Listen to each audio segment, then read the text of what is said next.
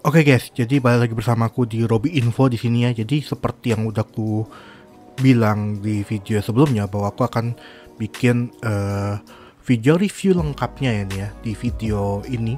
Dan ini tuh ku bikin benar-benar di laptop ini gitu. Jadi aku produksinya di laptop ini gitu, dan juga ya karena aku masih baru juga dalam mereview laptop gitu ya, atau mereview gadget-gadget gitu, seperti yang bisa kalian lihat juga di video-videoku yang sebelumnya gitu ya. Ya semoga ya informasi ini bisa tersampaikan ke kalian dengan baik gitu. Oke, kita langsung aja ke yang pertama. Oke, yang pertama-tama kali yang pengen ku kasih tahu itu adalah di bagian yang kemarin baru aja kita upgrade, yaitu di bagian SSD-nya ya, yaitu di bagian M.2 SATA-nya gitu. Di sini memang kemarin aku belum sempat untuk ngecek atau ngetes speednya berapa, tapi di video kali ini aku udah coba ya. Jadi ini dia hasil tesnya di sini. Bisa kalian lihat untuk read dan write-nya itu read-nya itu di 547 MB, sedangkan yang di bagian tulis yang atau write-nya itu di bagian 508 MB. Ini sih udah speednya SSD banget ya, jadi ini udah mantep banget. Walaupun di pengujianku kali ini aku nggak menggunakan SSD-nya ini sebagai main Windows-nya, jadi Windows-nya itu tetap bawaan eMMC-nya gitu. Cuman untuk kayak file dan lain sebagainya itu tetap dari si M.2 SATA-nya. Semua game dan semua aplikasi itu kupindahin ke M.2 SATA-nya gitu. Oke, jadi di sini aku akan kasih lihat kalian pengetesan Cinebench R15 di sini. Kenapa aku pakai R15 padahal udah ada yang R23? Karena aku takut aja ini laptop meledak gitu. Secara spesifikasi ini tuh adalah Celeron N4020 dengan bawaan grafik card bawaan integrate yaitu Intel UHD 600 gitu. Jadi ya kurang banget sebenarnya ini. Ya kita tes-tes aja di Cinebench doang gitu ya. Di sini adalah hasil pengetesan dari CPU-nya. Nah, seperti yang bisa kalian lihat ya, miris banget gitu ya. Dan ini juga yang bagian dari yang GPU-nya, OpenCL-nya di sini kalian bisa lihat ya. Gila banget di sini. Nah, terus bang, apa aja bang yang bisa diotak-atik bang dari laptop ini kalau speknya kayak gini? Ada yang bisa kalian otak-atik, yaitu di bagian layarnya, yaitu di bagian driver bawaan dari Intel kalian sendiri gitu. Di sini seperti yang ku kasih tunjukin screenshotan ini, yang bisa kalian lihat di sini tuh bagian saturasi lebih ku naikin lagi untuk membuat warnanya itu lebih keluar. Karena kenapa? Karena bawaan dari Intelnya atau bawaan dari si laptop itu sedikit kusam gitu, jadi warnanya nggak terlalu keluar. Nah, di bagian sini mungkin bisa kalian oprek-oprek gitu ya, entah mungkin warnanya biar lebih keluar, warnanya biar lebih bagus, jadi pas nonton itu warnanya jreng gitu ya, gitu. Seperti yang ku bilang tadi, kalau layarnya ini itu kusam gitu ya, itu karena juga dipengaruhi oleh layarnya gitu, yaitu dia pakai layar berpanel TN bukan IPS gitu ya. Jelas berbeda kualitas warnanya gitu ya, juga terbatas dari sudut pandangnya gitu ya. Seperti yang bisa kalian lihat inilah hasil dari layarnya ya. Ya aku nggak tahu ini karena aku rekam aja gitu ya di kamera HP ku ya, seperti inilah kualitas layarnya gitu ya. Apakah cukup? Ya menurutku sih lumayan cukup sih, karena aku juga beberapa hari ini maraton anime juga dari laptop ini gitu. Dan ya menurutku sih fan-fan aja gitu ya, warnanya itu sih oke-oke aja. Aku nggak tahu juga warnanya ini oke-oke aja karena ku naikin di softwarenya itu, di driver Intelnya itu, atau memang karena ya karena menurutku udah cukup aja gitu. Coba ya kalau dibandingkan dengan IPS ini sih berbeda.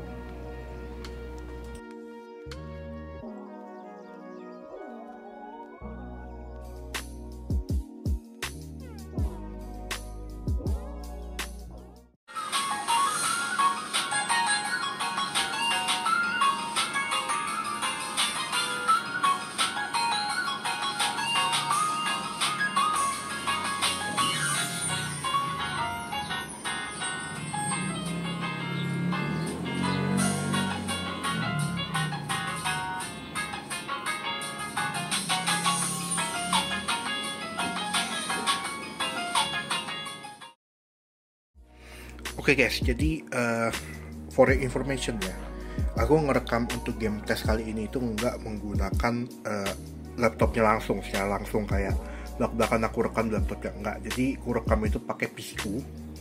Nah, itu aku sambungin HDMI ke si laptopnya. Jadinya layar dia si laptop ini muncul di sini. Nah, di Streamlabs atau OBS lah gitu ya. Nah, jadi aku rekamnya itu lewat sini, bukan lewat laptop. Nah, kenapa kayak gitu? Karena kalau kalian itu ngerekam langsung dari laptop, dia bakal menurunin performa. Kenapa? Karena banyak aplikasi yang berjalan di latar belakang, kayak lagi main game kan, itu kan just berat tuh untuk kinerja atau kerja laptopnya. Nah, terus kalian pakai lagi yang namanya itu video recording gitu. Nah, itu kan makin berat lagi, dan itu nggak berlaku di laptop doang, tapi juga berlaku di PC gitu. Nah, ini cuma untuk kasih tahu aja gitu. Jadi FPS yang kalian lihat itu real, jadi bukan FPS yang dipangkas gara-gara ada video recording gitu. Oke, lanjut ke segmen atau ke game pertama.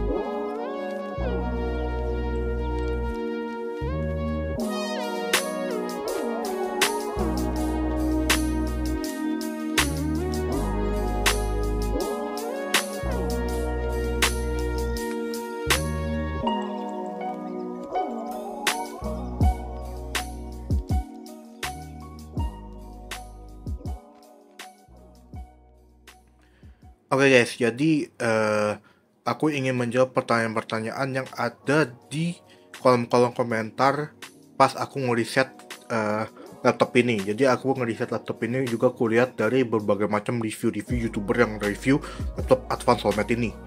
Nah,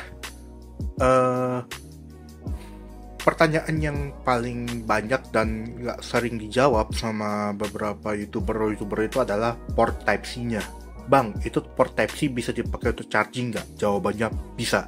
Dan ini aku lagi pakai untuk charging. Nah, itu Type-C ya, kepake ya tuh. Dan ini kondisinya juga charging tuh. Charging. Nah, 53%. Nah, dan aku sempat riset juga. Aku mencoba beberapa watt atau beberapa kepala charger untuk ngetes di laptop ini. Pertama itu aku coba pakai kepala charger dari bawaannya Redmi Pad ini. Nah, ini udah sempat ku bikin videonya, aku taruh linknya di deskripsi kalau kalian mau nonton, atau cari aja di channelku gitu.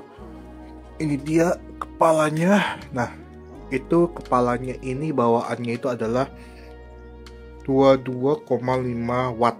Nah, tuh kelihatan kan tuh kan. 22,5 watt, dan jawabannya itu tidak bisa untuk digunakan charging untuk laptop Advanced Solmed. Ku coba untuk bawaan dari Redmi Note 10 Pro ku yang 30 watt. Ini kotaknya. 30 watt juga nggak bisa digunakan untuk charging si Redmi Pad ini, Redmi Pad Advanced Solmed ini.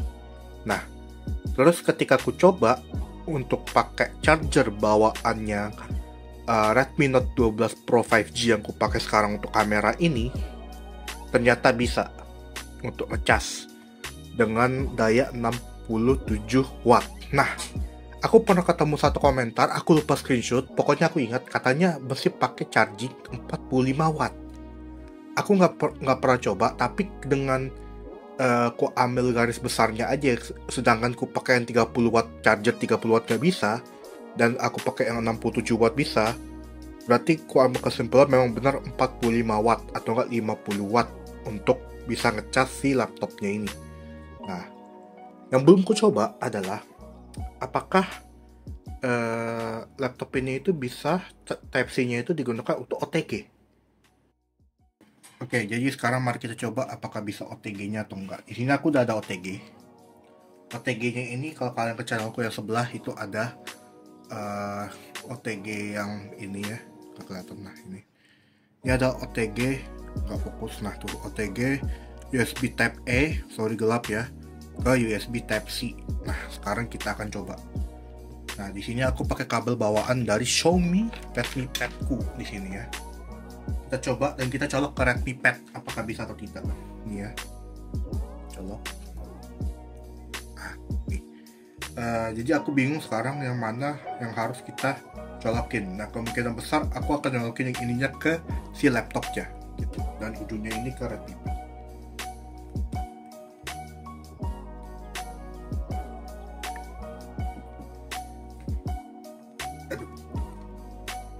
Coba ya, apakah bisa? Oh, charging dan bisa OTG. Jadi kalian bisa berpindah-pindah data menggunakan kabel Type-C-nya, pakai OTG-nya, atau pakai kabel Type-C to Type-C, ini bisa. Tuh. Oke, satu ini singkat aja. Karena aku habis record tiba-tiba aku pikir, apakah bisa mindahin data seperti di HP dari laptop ini, dari PC-ku ke laptop ini, dan aku sambungin Type-C-nya ke USB hub-ku. Ternyata nggak bisa. Cuman aku nggak taunya apakah ini masalah dari USB hub-nya doang, karena di sini sih nggak kebaca ya tuh, di PC-ku juga nggak kebaca tuh, nggak kebaca sama sekali, di sini juga nggak kebaca. Jadi untuk sementara aku akan ngambil kesimpulan bahwa ini sebenarnya nggak bisa ngambil dari kayak yang aku bilang itu, dari PC ke laptop gitu ya. Kayaknya memang butuh ya drive lain seperti SSD gitu ya, SSD atau yang lain sebagainya gitu untuk berpindah-pindah data gitu. Ya walaupun sebenarnya pakai kabelan juga bisa, walaupun ini nggak punya kabelan, cuman ya begitulah ya. Rekaman dari Advanced Solmed nih ya. Ini kalau kalian mau tahu aku gimana cara pegangnya nih di cermin nih. Tuh. Coba gitu. Jadi aku pegang laptopnya kayak gini, dan ini enaknya kan laptopnya bisa 180 derajat, jadinya kita bisa pegang kayak gini, dan jujur ketika pakai itu jalan dia stabil banget karena kita pakai kedua tangan kita dan kita pakainya kayak gini gitu kan. Ya kayak tadi yang di cermin itu. Jadi kalau bisa aku jalannya mundur, tuh kepala kita jadinya tepat di frame, jadi keren aja gitu. Oke, tuh. Aku coba jalan ya. Ini hasil kualitas perekamannya nih, kayak gini nih. Kalau di ruangan atau di tempat yang terang gitu ya. Coba kalau kita keluar ruangan.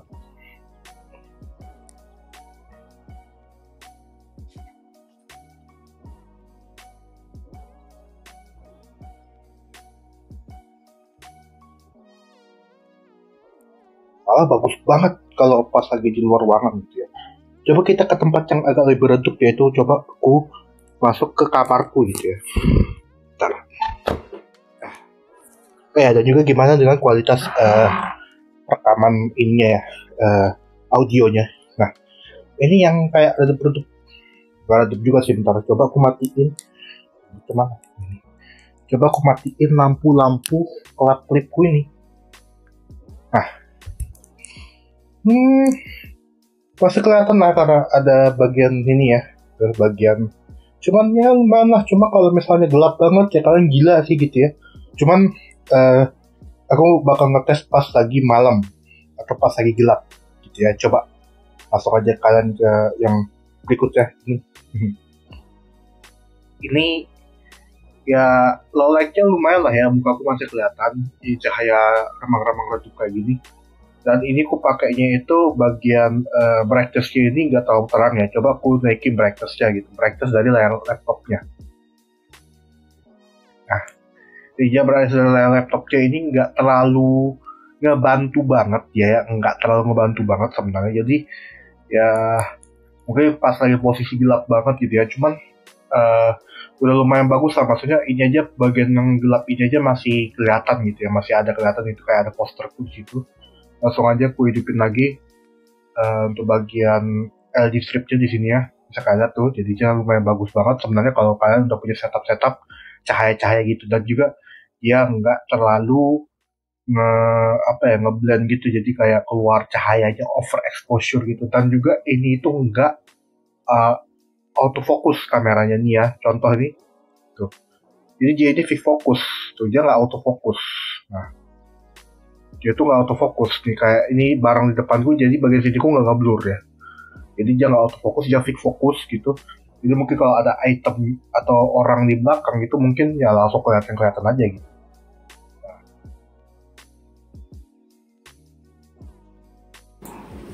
BTW, aku mau kasih tahu kalian bahwa video ini itu diedit di laptop ini. Bayangin, aku ngedit itu di laptop ini pakai aplikasi CapCut untuk yang Windows. Dan juga aku lupa kasih tahu kalau di sini itu ada kamera covernya kayak gini. Jadi kalian bisa buka tutup aja kamera kalau kalian merasa kayak, oh kayaknya ada mata-mata nih, tutup aja nggak apa-apa. Intinya ini tuh produksi, ku bikin, ku edit di laptop ini. Bayangin gimana kualitasnya. Nah, jadi ya kesimpulan dariku adalah ini laptop bagus aja gitu. Apakah laptop ini cuma untuk ketik-ketik? Enggak. Apakah laptop ini terbatas karena spesifikasinya? Enggak juga, karena RAM-nya bisa di-upgrade dan juga storage-nya itu bisa di-upgrade. Dan pakainya itu M.2 SATA lagi. Jadinya yang SSD yang udah benar-benar terpercaya lah, atau yang udah memang orang banyak pakai SSD ya segitulah, walaupun masih SATA gitu, tapi ya lumayan gitu.